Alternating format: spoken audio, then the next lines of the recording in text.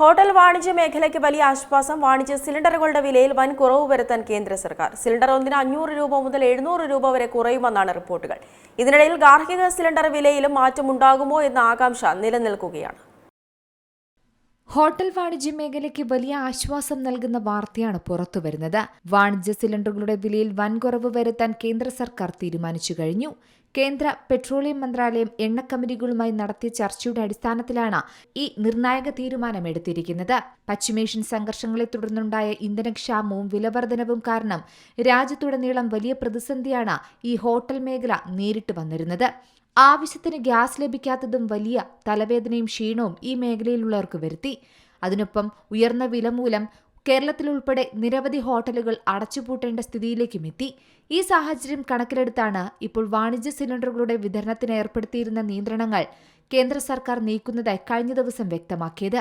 അതിനു തൊട്ടുപിന്നാലെയാണ് ഇപ്പോൾ വിലയിൽ വൻ കുറവ് വരുത്താൻ പോകുന്നത്.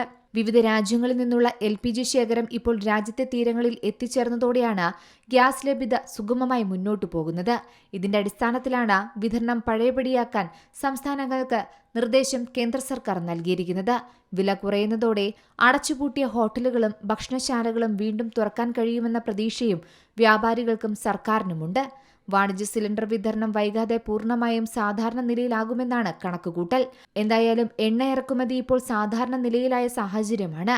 ആയതിനാൽ അടുത്ത മാസം 1-ാം തീയതി മുതൽ വിലയിൽ മാറ്റം സംഭവിക്കാം. സിലിണ്ടർ ഒന്നിന് 500 രൂപ മുതൽ 700 രൂപ വരെ കുറയുമെന്നാണ് റിപ്പോർട്ടുകൾ. ആവശ്യത്തിന് LPG ലഭ്യത ഉറപ്പായ പശ്ചാത്തലത്തിലാണ് ഇപ്പോൾ വിതരണം പഴയപടിയാക്കുന്നത്.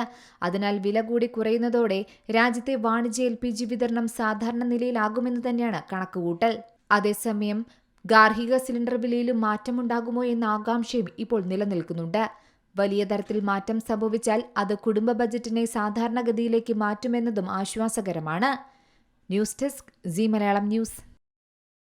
ഏറ്റവും പുതിയ വാർത്തകളും വിശേഷങ്ങളും വിരൽത്തുമ്പിലറിയാൻ സി മലയാളം ന്യൂസ് എല്ലാ ഡിജിറ്റൽ പ്ലാറ്റ്ഫോമുകളിലും ലഭ്യം.